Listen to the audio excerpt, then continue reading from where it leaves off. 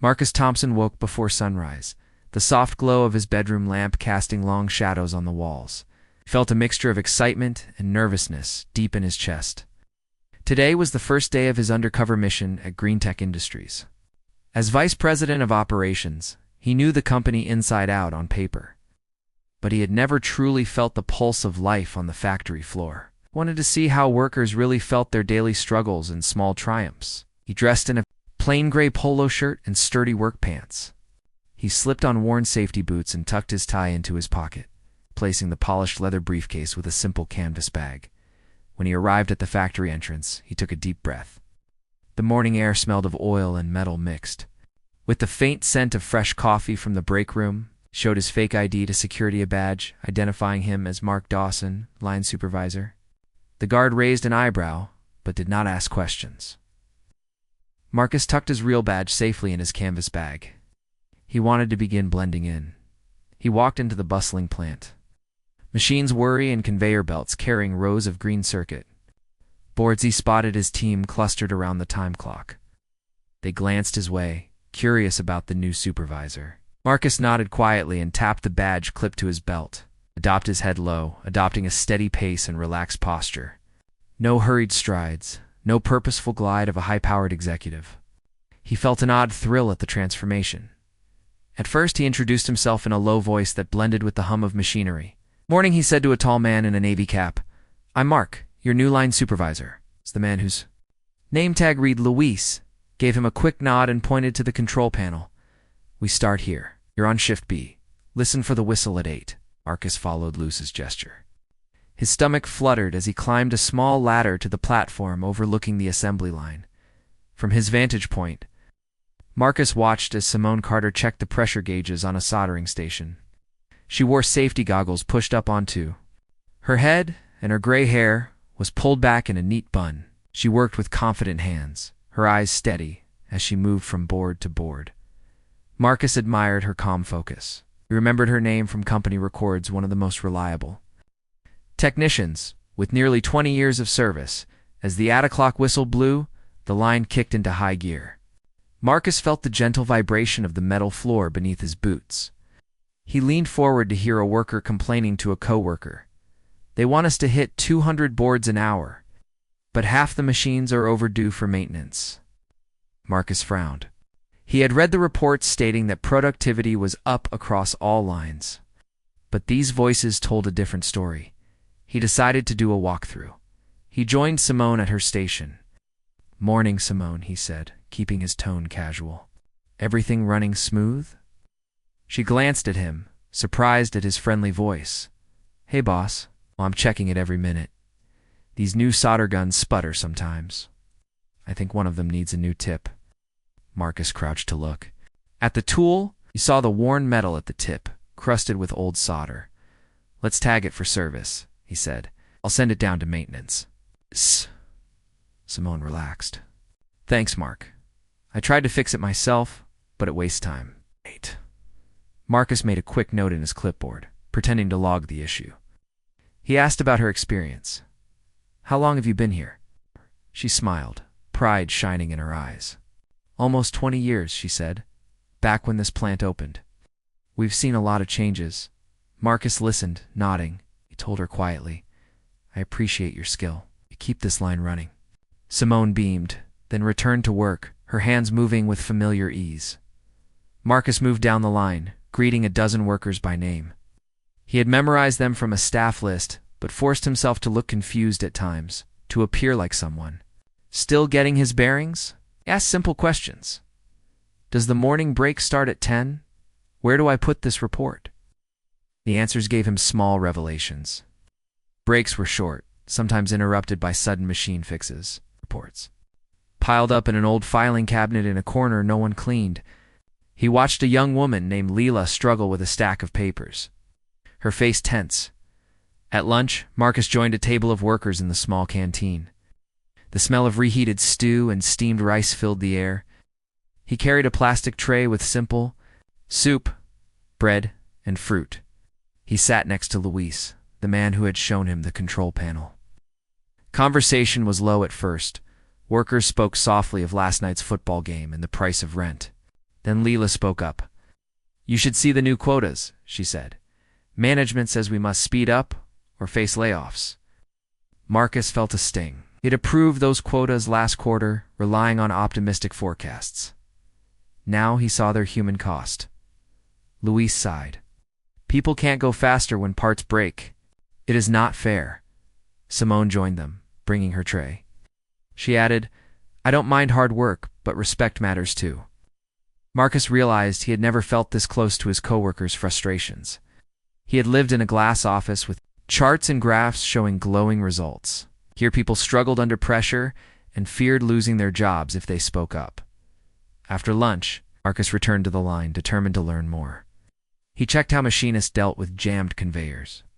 Saw two men lift a heavy crate together instead of using a forklift that was broken. He noted the forgotten safety signs and the faded paint on the floor marking emergency exits. He watched as a new hire fumbled with a handheld scanner, its battery dying. She looked around, embarrassed. Marcus stood by, ready to help, but he did not want to reveal too much. He simply asked, "Need a hand?" and guided her through a quick battery swap by the end of the shift. Marcus's feet ached, and his uniform was stained with grease. He wiped his brow and felt a warm sense of pride mixed with exhaustion. He had spent 8 hours seeing the plant from the inside, its energy, its flaws, and the people who kept it alive. As he clocked out under the whistle, he felt grateful. For the lesson, standing outside the gate, he watched employees leave in small groups, chatting and stretching. He clutched his canvas bag and took a deep breath. Tomorrow he would go back with new questions. He would listen to their stories and watch where the system failed them. He felt determined to carry what he learned back to the executive suite. That night, Marcus sat at his kitchen table with his tablet. He began drafting notes. Maintenance delays, quota pressures, broken equipment, unrecognized dedication. He thought about Simone's steady hands and Leela's worried eyes. He knew this mission would change him as a leader. He closed his tablet and leaned back, imagining how he would speak at the next board meeting. No fancy charts, it's just honest stories of real people. As he turned off the light, Marcus felt a gentle excitement for the week ahead. He was no longer just an executive. He was Mark, listening, learning, and ready to stand up for the people who kept Green Tech running. And he knew that by the end of this undercover journey, the company would be stronger because he had the courage to walk in his workers' shoes. The next morning, Marcus, still calling himself Marks, stepped onto the factory floor with a sense of purpose. He felt the hum of machines beneath his boots and the flicker of fluorescent lights overhead. He looked out over the long rows of workstations, where men and women moved like parts of a great machine. Each person had a story, and today Marcus wanted to listen more closely. He made his way towards Simone's station. She stood at the soldering table, her hands steady, as she guided a tiny iron across a circuit board. Her safety goggles rested lightly on her forehead, and a thin trail of smoke curled from the tip of her tool. Behind her, the shift manager, Roland Hayes, paced back and forth. Roland was tall and spoke with a sharp voice that carried like thunder. He watched every movement with strict eyes. When Simone paused to inspect her work, Roland's voice cut through the buzz of machinery. "Simone, that joint is too cold. You need to heat it more. This is substandard." Simone's shoulders tightened. She tilted her head under her goggles, frowning at the board. "I'm trying, sir," she said softly. "The solder gun is acting up again." Roland's lips pressed into a thin line. He stomped closer, his polished safety boots echoing on. "The metal floor? Excuses won't cut it. If you can't keep up, I'll find someone who can." Marcus swallowed. He had seen report sheets that said the gun passed all tests last week. He remembered tagging that very station for maintenance yesterday. He wondered why the gun still sputtered. He leaned down toward Simone's ear. "Let me see that," he whispered, keeping his tone calm. Simone handed him the solder gun. He felt its weight, turned it in his hands, and saw a loose wire inside the grip. He tightened it gently, then passed it back. He touched Simone's arm lightly. "Try now." She pressed the trigger. A steady bead of solder formed on the tip. She smiled. Thank you, Mark. Roland folded his arms. What are you doing? Supervisors don't fix tools. Marcus met Roland's eyes. He spoke quietly but firmly. The line can't run if tools break. We need our people to work well. He straightened up, his heart pounding. Simone returned to her work, and the board began to fill with perfect joints. Roland's face flushed. He turned away, muttering. Under his breath, Marcus nodded to Simone and moved along. He noticed other workers watching with cautious hope. He heard a man named Victor whisper, "Did he just stick up for Simone?" Another nodded. Marcus felt a small spark of relief. He walked toward the break area, where workers paused on their short morning break. The room smelled of coffee and damp cloth. A cluster of people stood by the vending machine. Leela looked worried, rubbing her temples. She glanced at Marcus and nodded shyly. He approached her. "How are things?" he asked, leaning against a table. Layla traced circles on her paper cup. "Tough," she said. "They want us to hit quotas that feel impossible. Machines break, parts jam, and we lose time." Marcus listened, felt a tight knot in his chest. He thought of the cheerful charts on his office wall that showed record productivity. He realized those numbers hid real struggles. He asked, "Do you think the quota is fair?" Leela looked up, her eyes tired. "Not with this old equipment. They give us less time, but expect more output. We rush, and errors happen." Her voice grew soft. "I worry they'll fire someone if we don't meet targets." Marcus nodded. "Thank you for telling me." He placed a reassuring hand on her shoulder and walked back to the line. By midday, Marcus had made rounds on every station. He saw mechanics using tools with missing parts, electricians juggling wires without proper connectors, and packers stacking boxes by hand because the mechanical lifter was broken. He jotted notes in his clipboard. He did not reveal who he really was, but he promised himself he would carry these words back to the board. Then Marcus saw Roland again. This time the manager stood near a conveyor belt where boards traveled out. Of the soldering area, small error light blinked on one of the boards. Simone reached to fix it, but Roland stepped forward, blocking her. He pointed at the board. "You missed this defect. Why'd you let it go?" Simone swallowed hard. She adjusted her goggles. "I thought the machine caught it. I'll correct it now." Roland's face grew red. He thrust the board at her. "No more mistakes."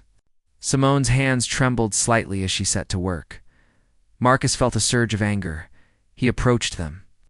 "Roland, that machine flags defects, but sometimes it misses small flaws. Simone knows what to look for." Roland glanced at Marcus's eyes, narrowing. "Supervisor, please let me handle this." Marcus turned to Simone. "Does she need another tool?" Simone nodded again. Marcus handed her a magnifier lamp. "Try this." Simone bent over the board and fixed the defect with careful precision. She handed it back. Her cheeks warmed with relief. Roland stood silently. He looked between Marcus and Simone, unsure what to say. Then he snapped, "Let's move on." He stalked away, leaving Simone brushing sweat from her forehead. Marcus waited until Roland was out of earshot. "You did well," he said softly. Simone gave a faint smile. "Thanks, Mark. I get nervous under his gaze." Marcus nodded. He looked around. Workers glanced at him as if hoping he would keep defending them. After lunch, Marcus returned to his undercover role. He clocked his hours and followed his schedule. But in his mind, he replayed each moment of the morning. He remembered Roland's harsh words and Simone's steady courage. It felt a growing sense of responsibility. He could see how this one manager's choices shaped the mood of the entire line. In the afternoon, Marcus spoke with the maintenance team. He found Jorge, the lead mechanic, kneeling by a forklift parked in a corner. Jorge looked up, wiping grease from his hands. "What's up, Mark?" he asked. Marcus held up his clipboard. "That forklift broke down yesterday. Has it been fixed?" Jorge sighed. "We've been tied up with urgent machine repairs. We're low on parts for the forklift." Marcus noted the part number. "Can you order it today?" Jorge nodded. "I'll submit a request now." Marcus thanked him and moved on. Next, Marcus met a young woman named Aisha at the packing area. She struggled to lift a heavy box onto a pallet. The overhead lifter was out of service. Marcus grabbed the box and set it down gently. "Here, let me help," he offered. Aisha looked embarrassed but relieved. Together, they moved the box. She smiled. "Thanks, Mark." Marcus nodded. He saw that everyday tasks became risky when equipment failed. As the shift wound down, Marcus gathered workers near Simone's station. He cleared his throat. "Before you leave, I want to say thank you for your hard work today." No one had ever spoken like that on the floor. The group turned, surprised. Marcus continued, "I know it's not easy. Machines break. Quotas are high, and managers can be tough. But I see your effort. You keep this company moving." Simone's eyes shone. Others whispered words of thanks. Even Roland paused at the edge of the group, folding his arms. Roland spoke first. "Mark, why are you giving a speech on the floor?" Marcus smiled lightly. "Because these people deserve it." Roland opened his mouth, then closed it. He looked uncomfortable. Marcus turned back to the workers. "Tomorrow, I'll talk with management about tools, quotas, and respect. I want to make things better." A hush fell, and Simone stepped forward. "Thank you, Mark," she said. Others nodded, their faces bright. When the whistle blew, signaling the end of the shift, Marcus followed the workers toward the exit. He felt the weight of the day's discoveries. He thought of Simone's skill, Leela's worry, Aisha's relief, and Jorge's steady hands. He understood now that productivity numbers alone could never capture the human side of the factory. He felt determined to carry these stories back to the boardroom. Outside the gate, Marcus watched as workers headed home. He saw them in small clusters, laughing quietly, stretching tired muscles. He felt gratitude for their courage in speaking up and for Simone's calm strength. He checked his canvas bag and smoothed his worn polo shirt. Tomorrow he would return again as Mark. But he knew that each step in those polished shoes would bring him closer to becoming the kind of leader. His workers deserved one who listened, defended, and acted. And he already felt the first stirrings of change at Green Tech Industries. ChatGPT said. Marcus arrived early that morning, his gray shirt crisp and his badge reading Mark Dawson shining under the factory lights. He carried his canvas bag, knowing the day would bring new challenges. He felt both nervous and ready. Today he would face the shift manager again, and he needed to be calm and steady. He stepped onto the factory floor and heard the familiar clatter of machines. The conveyor belts moved circuit boards along the line, and workers bent over there. Stations focused on their tasks. Simone was at her soldering station, her hands moving like practice dancers. Marcus waved quietly, and she nodded back. He liked how she greeted him now, no surprise, just trust. Roland Hayes was already there, standing near a rack of unfinished boards. His posture was rigid, his eyes sharp. When he saw Marcus, he straightened his arms and walked toward him. "Dawson," he said in a low voice, "I want a word." Marcus followed Roland to a quieter corner by the maintenance bay. He braced himself. Roland's face was tense. "I saw you speaking up for Simone yesterday," he said, "but you challenged. My instructions in front of everyone. It can't happen again." Marcus met his gaze. He spoke softly. "I only want the line to run well. When tools fail or quotas strain the team, mistakes happen. My role is to support the line." Roland's lips tightened. "Don't tell me how to manage. Do your job and leave mine alone." He glanced around as if noticing the workers watching. Understood? Marcus felt his heart beat faster, but he kept his voice steady. Understood. He turned and walked away, careful not to let anger show. He knew this was about more than one manager's pride. It was about the company's culture. He would need to find a way to push change. Without causing a bigger conflict, he made his rounds, greeting workers by name. He checked on the new hire, the woman with the scanner, whose battery had died again. She smiled weakly when she saw him and pointed toward the battery charger. Marcus walked over and explained how to swap batteries quickly, stayed until she felt comfortable, then he moved on. He tried to keep his mind calm, but Roland's warning hung heavy in his thoughts. By mid-morning, Simone's solder gun sputtered again. She frowned and tapped it lightly. Marcus approached. He knelt down to inspect the tool. Roland saw him and came over, crossing his arms. Supervisors don't fix tools, he said. Simone looked between the two men. Marcus felt a tug in his chest. He spoke softly. Tools are our lifeline. If they fail, productivity falls and stress rises. He stood and looked Roland in the eye. I'll handle this. Fixed the loose wire again and handed the solder gun back. Simone pressed the trigger and the solder flowed smoothly.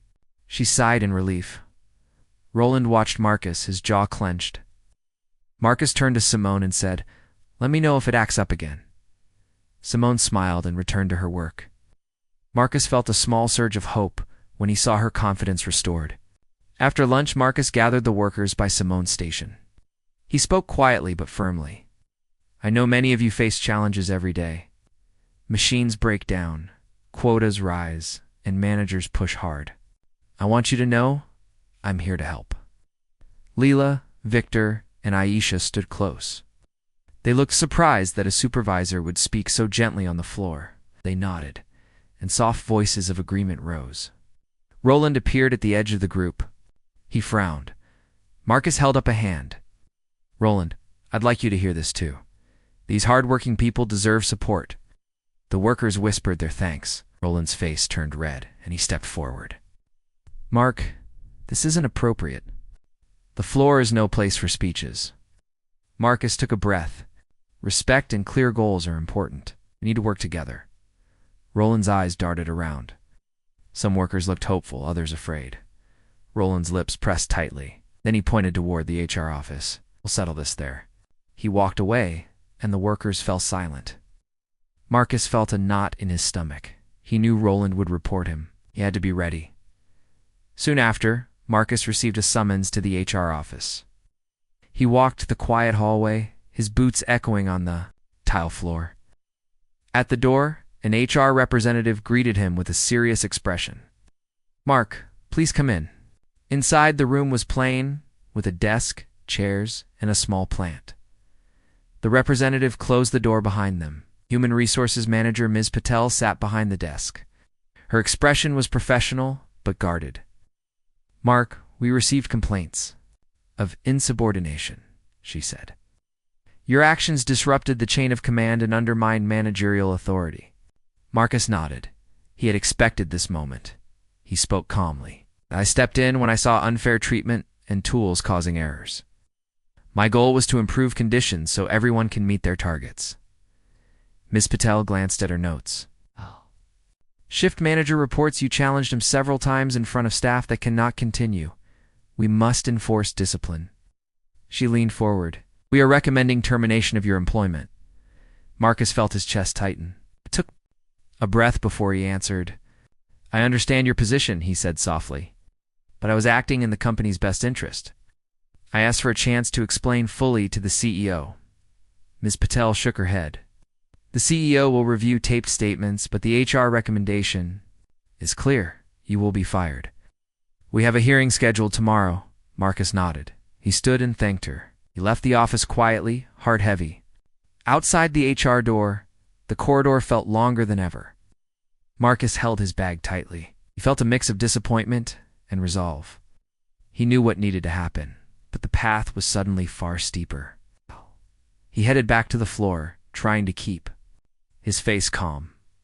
Workers glanced at him with worry. Simone caught his eye and gave him a small nod of support. He offered a weak smile and continued his rounds as if nothing had changed. The rest of the shift passed in a blur. Marcus helped where he could, checking tools, clarifying instructions, and listening to concerns, letting his head down, Roland's victory over him in HR remained hidden. Each time he saw Simone, she offered a quick smile. Her quiet strength bolstered him. When the final whistle blew, Marcus joined the workers at the exit gate. His body ached, but he pushed down fatigue. He looked at the line of faces, the people he had spent the week with, the people who had shared their frustrations and hopes. He felt grateful and sad. He had learned so much, but now they would lose Mark. As workers drifted away, Marcus stayed behind. He watched the empty line of workstations through the open bay doors. He thought of the unfinished notes he had, written in his tablet at home, quota adjustments, tool maintenance schedules, and a plan for respectful communication forums. He knew he had to get these ideas into the CEO's hands before he lost his position. That night, Marcus drafted an email to the CEO. He wrote plainly, without charts or graphs. He described the stories of Simone's skill, Leila's concern, Aisha's relief, and Jorge's dedication. He explained how respect, fair targets, and maintained equipment could boost productivity and morale. He pressed send with a steady finger, hoping the CEO would read it in time. As he closed his laptop, Marcus felt a quiet determination. He had walked in his workers' shoes and felt their exhaustion and pride. Even if he lost his job, he had sparked awareness of their struggles. He believed the CEO would listen in, that green tech would change for the better. With that thought, he turned off the light, ready to face whatever came next.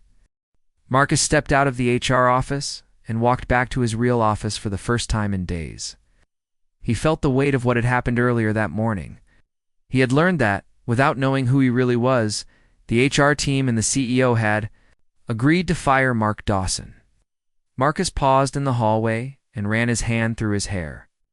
He took a deep breath and opened his office door as if nothing had changed. Clara looked up with concern. "Marcus, there. Calling you to a board meeting in 20 minutes, she said quietly. Marcus nodded and sat at his desk. He pulled out his tablet and tapped the screen to review the email he had sent to the CEO. He saw his own words, simple stories of the factory floor, not the usual charts and numbers. He wondered if the CEO had read it yet. Clara returned with a mug of coffee. "Everyone is talking about Mark. They don't know it's you," she whispered. Marcus took a sip. The coffee was bitter, but woke him up. He thought of Simone soldering circuit boards, of Leila worrying over quotas, and of Jorge fixing tools. He felt a surge of determination. He had come too far to let this end with a firing. He stood up and smoothed his suit jacket. He needed to act calm and confident. He walked to the elevator and pressed the button. As the doors closed, he thought of how life on the factory floor had changed him. He had seen real people with real struggles. Now he had to bring their voices into this high-stakes meeting. When the elevator opened, a security guard nodded at him. Marcus passed through without a word. He entered the boardroom door and took a seat at the long glass table. Around him sat the CEO, the CFO, several board members, and the HR manager, Ms. Patel. Everyone's eyes were on him. He could feel their curiosity. The CEO cleared his throat. He looked tired but focused.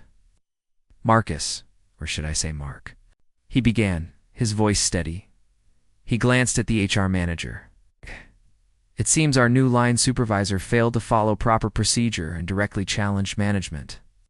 The HR recommendation is to terminate his employment immediately." The CEO paused. "Is that correct, Ms. Patel?" Ms. Patel nodded. "Sir." He defied the shift manager repeatedly, encouraged insubordination among staff, and disrupted the chain of command. She slid a folder toward the CEO labeled Mark Dawson Personnel File. Marcus felt a knot in his stomach. He looked at the CEO. He recognized the concern in the CEO's eyes. The concern of a leader who believed the company needed order above all. Marcus took a deep breath, stood slowly so that the room could hear the rustle of his jacket. "Excuse me," he said, keeping his voice calm and clear. "I believe there is a misunderstanding." Board members exchanged glances. The CFO tapped his pen against his notebook. The CEO raised an eyebrow and said, "Go ahead, Marcus." Marcus nodded. He tapped the screen of his tablet and projected his email onto the wall behind the CEO. The room went quiet as lines of plain text appeared. He spoke clearly. "These are my words from this morning. I asked questions about tools that broke, quotas that hurt productivity, and respect that builds trust. I listened to Simone, who has worked 20 years without complaint. I heard Leila, who fears losing her job. I watched Jorge, who keeps machines running despite old parts. These stories matter as much as any graph." Silence filled the room. The CFO frowned, then leaned forward. "This is heartfelt, Marcus, but it does not change the fact that he defied management." Marcus held up a hand. "I defied a manager who was failing at his job. I intervened when tools were broken, when workers were belittled, and when quotas became impossible. He paused, letting his words sink in. I did not act out of anger. I acted out of responsibility to the company and its people. The CEO tapped his finger on the table. He looked at Ms. Patel. Did the HR report include any mention of the equipment failures and quota complaints? Ms. Patel hesitated. No.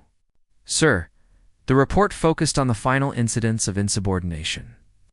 The CEO looked back at Marcus.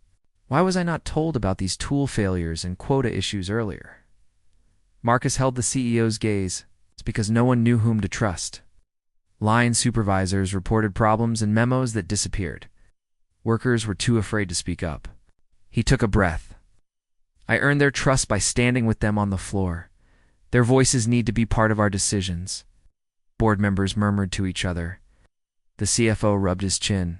The CEO leaned back in his chair and folded his arms. He studied Marcus for a long moment. Finally, he spoke. You risked your job to get honest answers? Marcus nodded. Yes, and I would do it again, because it matters. The CEO nodded slowly. Very well. We will postpone any termination until we review the full picture. He turned to Ms. Patel. Hold this action. I want a full report on equipment and quotas by tomorrow morning. Clara, standing at the back of the room, let out a small sigh. Of relief, Marcus felt his shoulders relax for the first time that day. The CEO continued. Marcus, I want you to lead an executive review of the factory. Use your findings and these stories to make a plan. He looked around. We need respect and results. We cannot have one without the other. Marcus bowed his head slightly. Thank you, sir. I will not let you down. The CEO nodded and ended the meeting. Board members gathered their papers and filed out. Clara came forward, her face bright. You did it, she whispered. Marcus offered a small smile. It's not done yet, but we have a chance. After the meeting, Marcus returned to his office. He sat at his desk and opened a fresh document. He began outlining steps. Schedule maintenance for every tool. Set realistic quotas based on real data. Create a committee of workers for feedback. And hold regular floor visits by managers. He wrote quickly, his mind flying from one idea to the next. He felt alive with purpose. Later that afternoon, he visited the factory floor as himself. He wore his suit and carried his executive badge. Workers looked surprised but hopeful. Simone smiled and gave him a thumbs up. Lila waved. Jorge stopped by his station to shake his hand. Marcus spoke to them in simple words. We are making changes. Listening, and you will see new parts, fair targets, and respect. Workers cheered softly, a mix of relief and excitement in their eyes. Roland Hayes watched from a distance. His arms folded. He waited until the crowd dispersed. Then he approached Marcus. I hear you saved the day, he said quietly. Marcus nodded. I did what was right. Roland looked at him for a moment, then extended his hand. Marcus took. Maybe I judged you too fast, Roland admitted. Let's work together. Marcus smiled and shook his hand firmly. I'd like that. When Marcus left the factory that evening, he felt the first real hope for change. He had walked in his workers' shoes and brought their voices to the boardroom. He had faced losing everything and came out ready to build a better company. As he stepped into his car, he thought of tomorrow, the day he would begin real action. He started the engine, feeling that the shock of his firing had changed into the shock of new possibilities. ChatGPT said. Marcus sat at his desk late into the evening, the glow of his laptop casting a soft light across the room. He thought back over the whirlwind of the last week. He had begun as Marcus Thompson, a distant executive with no real view of daily life on the factory floor. Then he had become Mark Dawson, a supervisor who lived the hours, listened to fears, and fixed tools. Along the way, he had risked his job to stand up for people he barely knew. Now at last the moment had come to bring everything into the open. The next morning, he asked his assistant Clara to gather the entire company for an all-hands meeting in the main conference hall. Word traveled quickly. By the time the workers filed in, the air buzzed with curiosity. Some whispered, wondering why Mark Dawson would stand before them again. Others, like Simone Carter and Leela, held nervous smiles. When everyone settled, Marcus stepped onto the stage and looked at the sea of faces. He felt his heart race, but only for a moment. He thought of their courage in speaking up and took a steady breath. "Good morning," he began. His voice was calm, carrying the sincerity he felt inside. "Last week I asked to work undercover in this factory. I took the name Mark Dawson. I wanted to learn your stories, to see what you see every day." A hush fell over the room.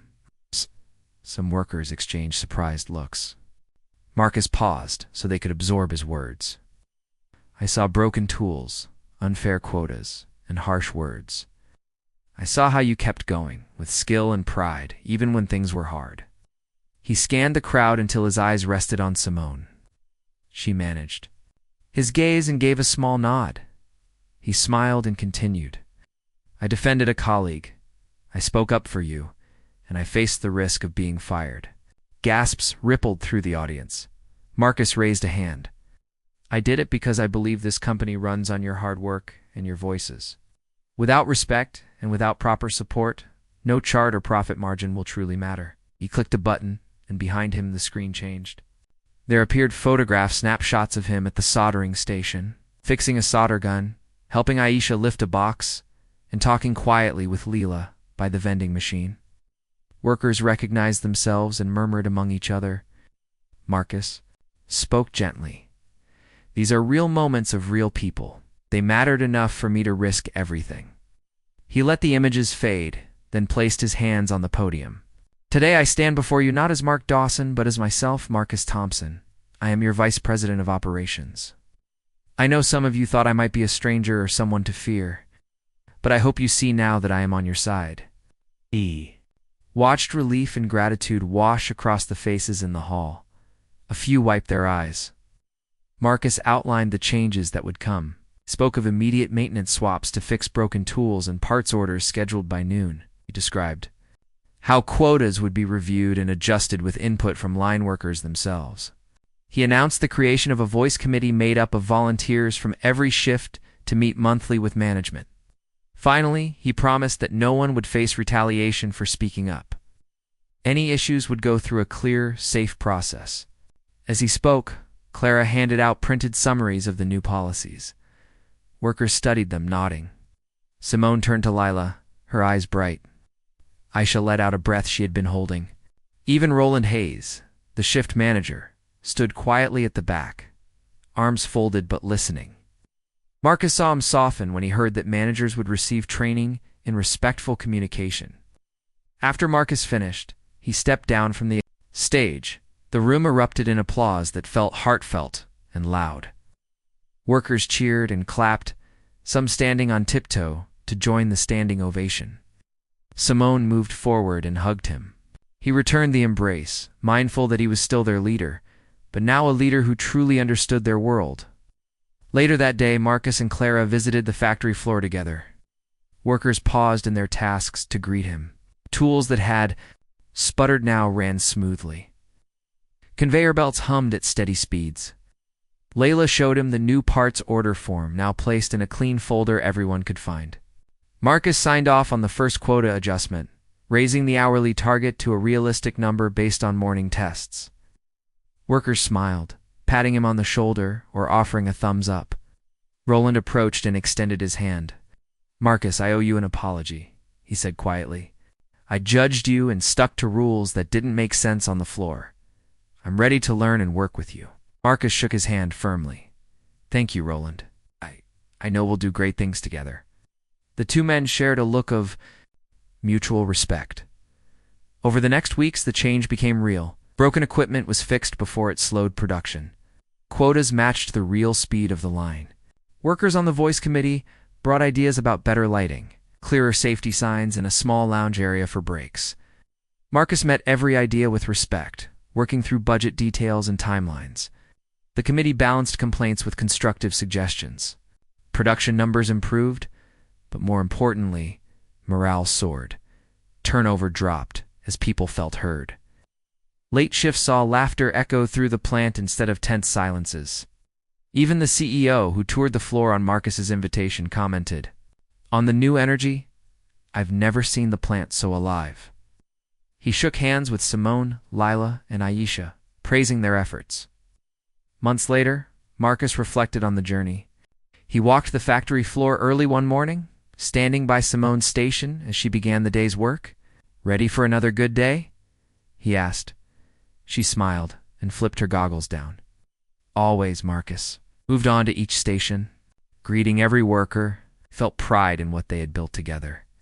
At home that night, Marcus thought back to the week he spent as Mark. He remembered the ache in his feet, the noise of machines, and the honest conversations over coffee. He realized those experiences had changed him more deeply than any board meeting ever could. He had learned that leadership means listening first, acting second, and always walking in other people's shoes. In the months that followed, other departments asked if they could try undercover visits. The practice spread beyond green techs. Original Plant reaching 3 more facilities. Leaders from each site dressed as frontline workers, gathering stories and fixing small problems before they grew. A culture of openness and respect took hold across the company. Marcus looked out his office window at the factory below, lights glowing like friendly eyes in the dusk. He knew challenges would come again, new machines to install, market demands to meet, but he also knew the greatest strength lay in people who trusted each other. He smiled, closed his laptop, and walked out to join the night shift.